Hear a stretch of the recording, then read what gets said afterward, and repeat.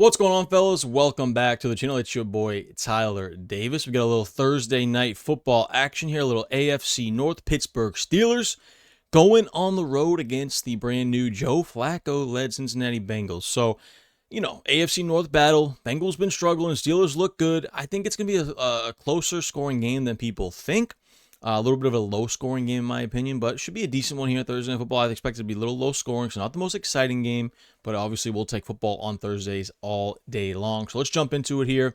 Make sure you guys are subscribed if you do enjoy this content. All right, let's start with the Steelers side here. DK Metcalf, Aaron Rodgers, the two most expensive on this side of the Steelers side of the football here on this slate. DK Metcalf, man, he's been phenomenal with Aaron Rodgers. He's kind of like Aaron Rodgers' new Devontae Adams, new number one weapon here in Pittsburgh. He trusts him, especially down the red zone, which is massive on an Aaron Rodgers-led team, is having that guy you trust in the red zone. Quick slants, those goal line red zone fades, those type of things is where DK Metcalf has been phenomenal. Already has 4 touchdowns on the season through 6 weeks, only 5 games. He has 4 touchdowns. So he's looked good, and rightfully so. He's the most expensive on the slate. Now, I will say for cash games, for safety purposes, we want Aaron Rodgers a little bit more here than DK Metcalf. I don't think Rodgers has 20, 25 plus upside anymore in his career. He's going to play a little bit more conservative. They're going to run the rock. He's going to be very efficient. So the upside isn't necessarily there. So as far as like tournaments and captain spot, I probably lean Metcalf. But as far as cash games, smaller field, I'm trying to get Rodgers in, at least in my flex spot for sure. With that, you want that safe floor, those guaranteed points in your lineup, and that's what Rodgers gives you. Like I said, Metcalf, a great tournament option here, but you could play him in cash games as well. Then you got a little bit of a committee with Jaylen Warren here. You also have Kenneth Gainwell, who's been mixed in a good bit. Gainwell, man, that game that Jaylen Warren was out week 4 was phenomenal. Had close to 100 yards rushing, had 2 touchdowns, caught 6 balls, catches 6 balls again last week against the Browns. Jaylen Warren, 1152, he's very efficient. So it's a full-blown committee here. You definitely want to set a rule where you max one of Warren and Gainwell. I do think on DraftKings, I lean a little bit more Gainwell with that passing game role on third downs. It's been so massive, especially this stage in Rodgers' career where he's willing to check it down. Jaylen Warren, more of a FanDuel play for me, but he's fine as well because you're hoping for that red zone touchdown equity, which Jaylen Warren does provide to you. Both these guys can get in the end zone, though. But like I said, I'm setting a rule here where I'm maxing one of Warren and Gainwell in all lineups, especially if I'm using an optimizer. I don't want to play them together. They're both too expensive. They're both going to eat into each other's upside. Keep moving down the list here. Steelers defense, I think, is a great play here. I think Steelers defense, they've been fine, but they're going to get better and better, in my opinion, as the season goes on. Already 20 sacks on the season. So they have the pass rush ability with TJ Watt, Alex Highsmith, etc. Duron Harmon in the middle with Cam Hayward. So they're going to start getting better. They're going to get more of a rapport together, in my opinion. So Steelers defense, I think, is a must play for me in tournaments. Price tag's a little bit higher than we like, 5,800. But what do we know about the Bengals and Joe Flacco? He can't move outside the pocket. He is willing to take sacks in there if you can get some pass rush on him. Joe Flacco's going to have to get it out quickly. Love the Steelers defense here. I think they can attack the Bengals offense.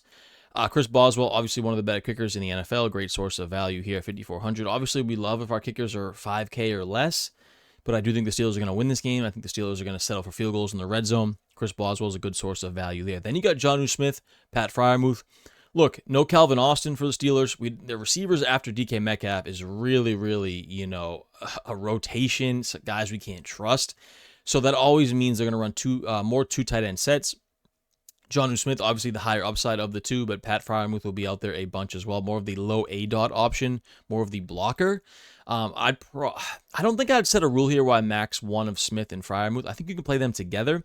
I think what I would do is set a rule where I max one of Smith, Freiermuth, and Darnell Washington, because Darnell Washington has been playing a little bit more as well. They're going with a lot of these tight end sets. He gets 5 targets last week, and Rodgers actually looks to Washington in the red zone a good bit. I think he's like 6'6", 6'7". He's a big body down there that Rodgers will look to. So I'm probably setting a rule where I'm maxing 2 of Jonnu, Freiermuth, and Washington. I don't want to play all 3 of these guys together. I don't necessarily know if I want to play 2 of them together. I think it's okay, especially if you're playing like a Rodgers captain lineup where you want to double stack him, maybe triple stack him. I think it's okay, but I'm setting a rule there where I'm maxing 2 of Jonnu, Freiermuth, and Washington. But I do think all these tight ends are in play here, at least 2 of them in these lineups, because they do run a lot of 2 tight end sets now. Caleb Johnson, not much interest. He's going to get some carries. They're starting to work this guy in a little bit more. But with how good Kenneth Gainwell and Jaylen Warren have been, I don't have much interest in Caleb Johnson. The price tag's not terrible in large field tournaments, but I think I'm avoiding it for the most part there. Then you got this rotation of receivers, right? Roman Wilson, Scotty Miller, Ben Skoranek. that they kind of rotate in and out here. I don't know. None of these guys have been good. I mean, we thought coming in the season, Aaron Rodgers was hyping up Roman Wilson, that he'd have a bigger role. It hasn't been the case. Scotty Miller doesn't even have a catch on the season. And then Ben Skoranek, who has one catch for a touchdown. I don't know, man. It's tough to trust in these guys. I'm probably setting a rule here where I'm maxing one of them. I don't want to play even two of them together, I don't think. I think I lean Roman Wilson, hoping that big play is coming soon. Hopefully Rodgers starts to trust this guy. But, I can't get too much into it. I don't like it too much. I'm probably avoiding it for the most part. I'm looking at one of these tight ends as my good value source on the Steelers. This is a quick timeout to let you guys know that I've been a pro DFS player for over 5 years and have over $100,000 in career winnings. And now I'm giving away all my secrets, which you can check out at patreon.com/tdavisbrand. The link is also in the description below. It's going to give you a cheat sheet for every major slate of the NFL season. So Thursday Night Football, Sunday main slate, Sunday Night Football, Monday Night Football, all the major slates, whether it be Showdown or the regular classic slates, you'll have access to my cheat sheet, as well as access to my private Discord where you can ask me anything fantasy football related. And I also have a NFL DFS ebook, How to Win at Daily Fantasy Football. It goes over every strategy you would want to win some cold hard cash this upcoming NFL season. We talk about things like bankroll management, contest selection, how to win GPPs, cash games, etc. So sign up for the free ebook down in the link in the description below. Let's go to the Bengals here. Joe Flacco coming to the Bengals unlocked Jamar Chase and T. Higgins a little bit more, at least, than Jake Browning did. We saw Jamar Chase, 25 fantasy points, 12 targets, 10 catches, 94 yards. That's what we want to see for the guy that went number one in most drafts, who we were like, oh man, this is going to be a tough season, especially if we drafted Jamar Chase number one overall. Well, with Joe Flacco in town, it helps out a little bit, right? I don't know if they'll win a lot of games, but I know Joe Flacco can push the ball downfield and take some chances, and that's what we want here for this Bengals offense. So, of course, Jamar Chase matchup's a little bit tough, but I do think the Steelers secondary you can attack. It's a little bit overrated in my opinion. I know they got Jalen Ramsey, Darius Slay, guys back there that can ball, but it just hasn't really been put together yet. And I think, like I said, they're going to get better as the season goes on, but I still think Jamar Chase has major upside on this slate in tournaments. Same with T. Higgins. Always an option here when you don't play Chase. Probably tough to play both of them together. I'm probably not playing many Joe Flacco double stacks, Joe Flacco at captain tournaments. I just don't think the upside is there for Joe Flacco anymore. But I think in flex, he's fine with the safety and the guaranteed points you're going to get there. Even if he gets you like 10 to 15, it's okay, especially in a cash game or smaller field setting. Chase Brown. It's been a disappointing season. 9 carries, 42 yards. The average wasn't bad last week. Only 2 targets, though. We thought Chase Brown would be like the pass-catching stud that we thought he was. It was a lot of Samaje Perine on third downs last week. 3 targets. He's been playing a little bit more with Joe Flacco in that third down role. So I don't know about Chase Brown. The price tag is a little bit high. If he was like 6,500-ish around that, I'd probably be more interested. But at 8K, I don't love it. I do think he's a good GPP play because he's not going to see too much ownership. I think he'll be a little bit, his ownership will be depressed a little bit, so we can take some chances on him in tournaments, large fields specifically. But I don't love the price tag there. I think Perine's a fine value. He's going to be out there on third downs a bunch. You can probably catch you 3 or 4 balls. And on DraftKings, that's important with the PPR format. Evan McPherson, the kicker. I definitely prefer Boswell. I know he's a couple hundred more, but I prefer Boswell with a team that's going to be winning here. McPherson's fine, but just haven't seen the upside from this Bengals offense yet that we can really trust. Then the big thing here for the Bengals is no Mike Gesicki, no Tanner Hudson. That opens up Noah Fant as the clear pass game option for the Bengals. Now, of course, you'll see some Drew Sample, who is fine, but he's out there more to block, right? So that opens up Noah Fant as a great value here, 3,600. He should be out there on most passing down situations when they need a tight end. 4 targets last week, turned 4 of those into 27 yards.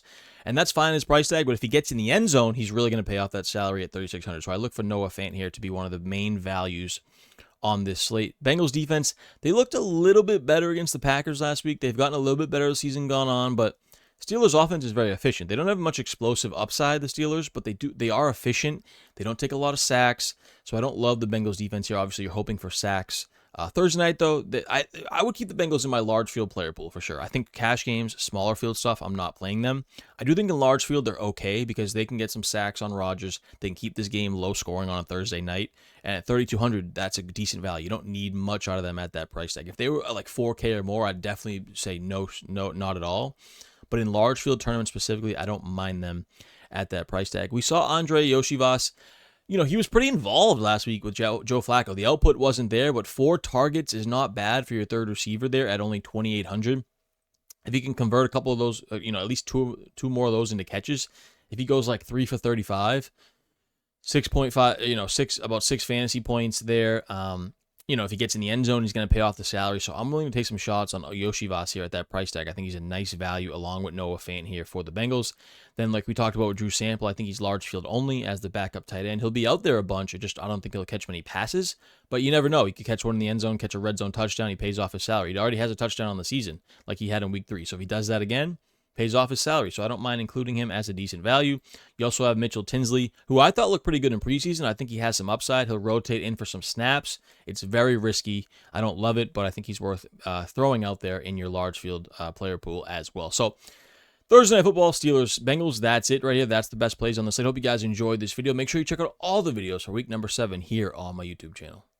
Hey, thanks for watching. I hope you enjoyed this video. Please go ahead and give this video a like. I appreciate it so much, as well as subscribe to the channel here on YouTube so you can check out all the videos that I have to offer.